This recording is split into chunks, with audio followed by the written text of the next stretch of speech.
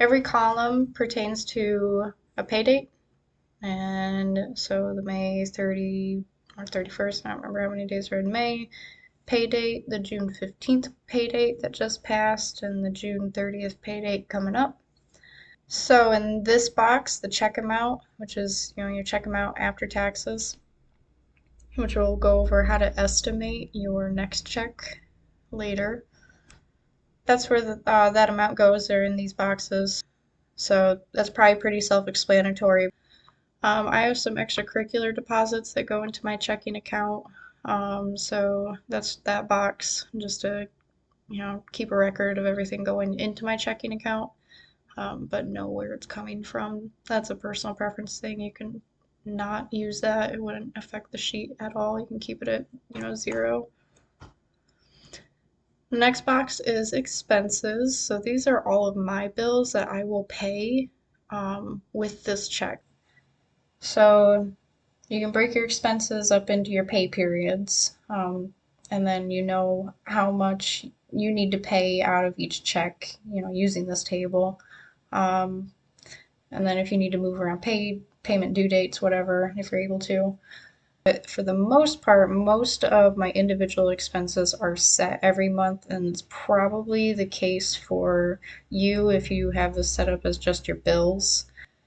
So, rent, that's always the same. Water, that's going to fluctuate. Phone, that's always the same. And then my credit card payment, I have that set up to fluctuate. Same thing over here. This is going to fluctuate. Car is always the same. Insurance is always the same. Subscriptions are always the same. And then that's going to fluctuate. The purple boxes are the ones that you're going to fill in. So that's the same for up here, over here too. Down here as well. So that's just, that makes it a little bit easier. Since Discover, my credit card payment is calculated automatically based on what I enter up here, then that's not purple because it's just going to figure it out for me. I enter in my utility bills as I get them.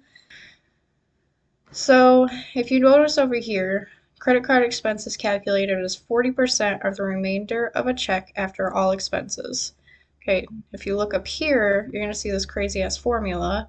You don't need to worry about that. It's set up in every box it's labeled Discover, which you could change to credit. We'll go over that. I want to pay, personal preference again, to make a financial goal.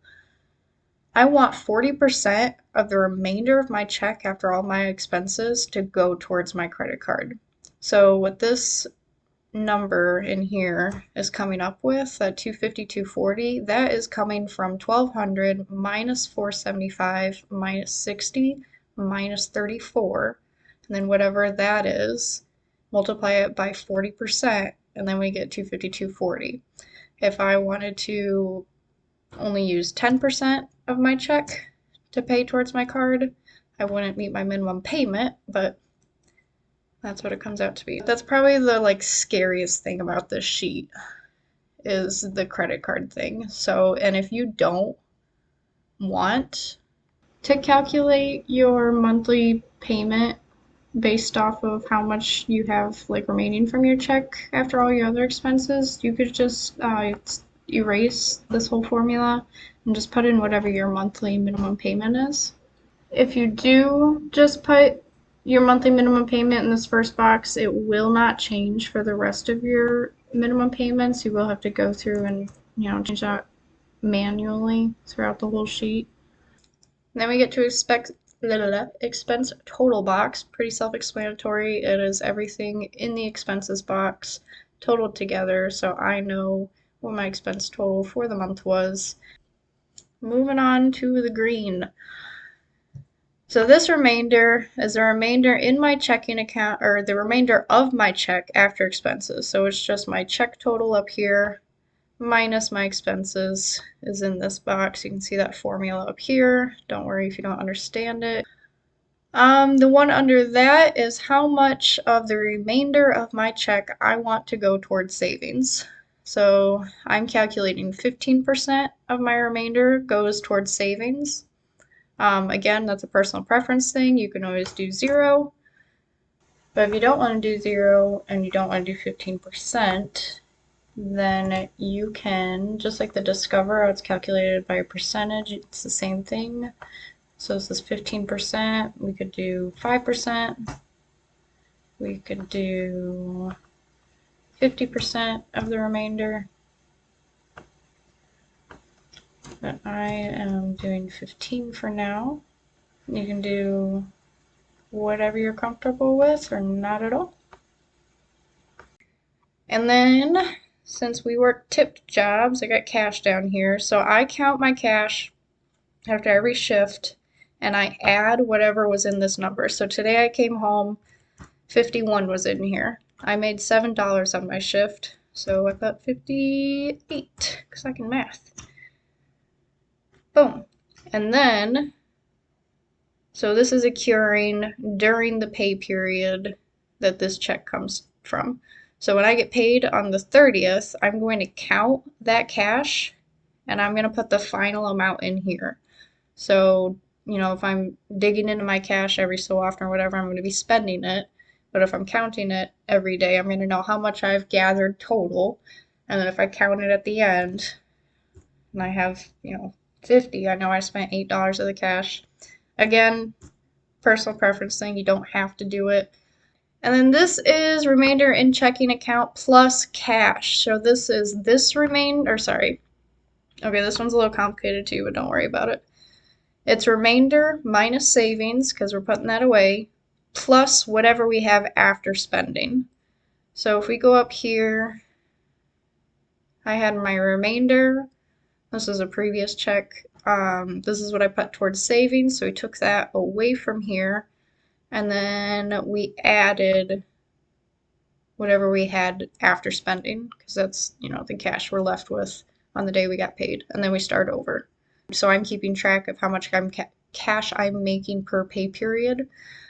If you don't want to do that and you just want to keep a running total of how much cash you've made, then just, keep adding your before spending to each box. So if I wanted to do that, instead of starting at 0 down here, I would have started at 188. And if I was keeping a running total, 188 plus 58, 246. But I didn't want to do that. Again, personal preferences.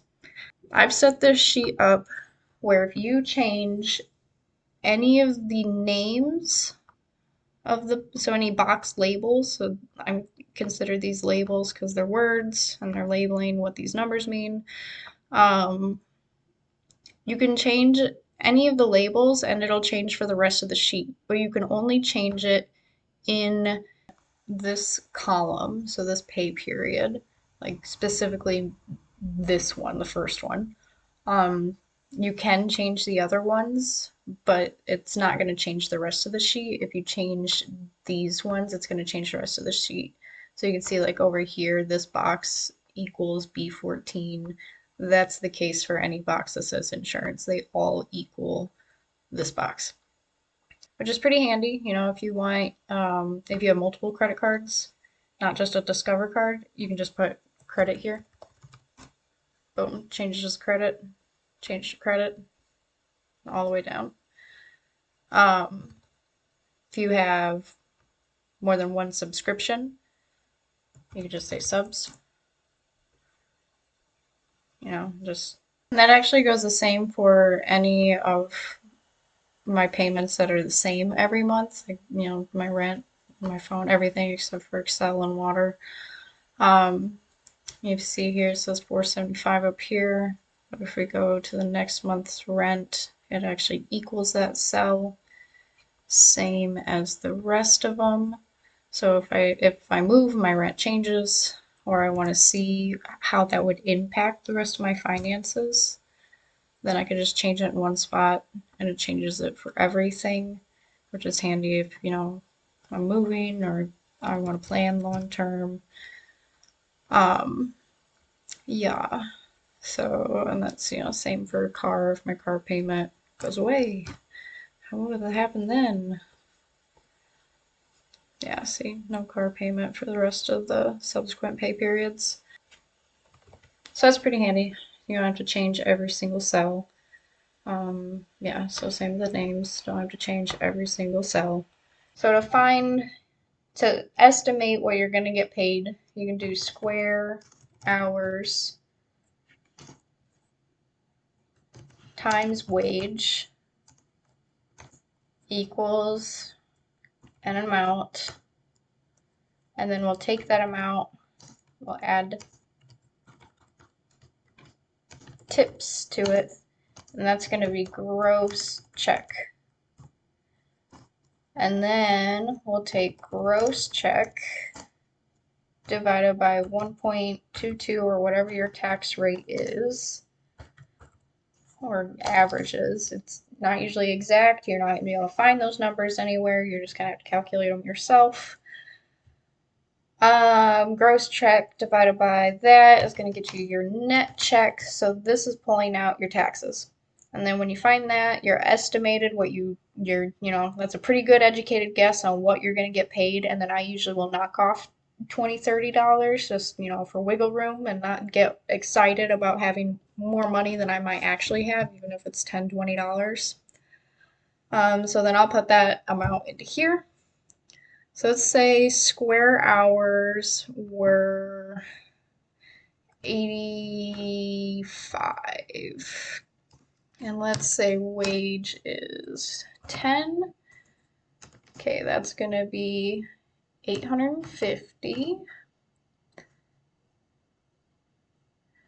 Okay, so now we have the amount, which is 850, plus tips. Let's say we made 350 equals 1200. Alrighty, so this is gross check now. So now we have gross check, which is 1200, divided by 1.22. That gives us our net check, and then I'm going to knock off a little bit. So let's say it's 950. Put that in there. Okay, this is what I think I'm going to get paid. And then I know these are my expenses. Okay, I know what I'm going to put towards my credit card. I know what I'm going to be able to put towards savings. So if we scroll all the way to the bottom here, I set up some graphs. So this is just a way, this table here is a way for me to keep track of my savings. The yellow line is my savings, which is the only one I really care about. It's a nice linear line. A lot of these are just mock numbers. I think these are the only two actual real numbers. So everything is, subject to change, and this will probably look way different in a couple of months. And then this line here is how much the check was. And then these two lines, saved from check, the gray one, orange is a percentage. Yeah, I think that's about it. Again, when you change these numbers in the boxes, all of this is going to update on its own. So let's look at this June 30th, 31st pay date for 1200. We're going to change that 1200 to a different number and watch it change. Let's do a big number so we see a big spike. So 2000. We changed to 2000 and we can see that this shot way up and we didn't have to do anything.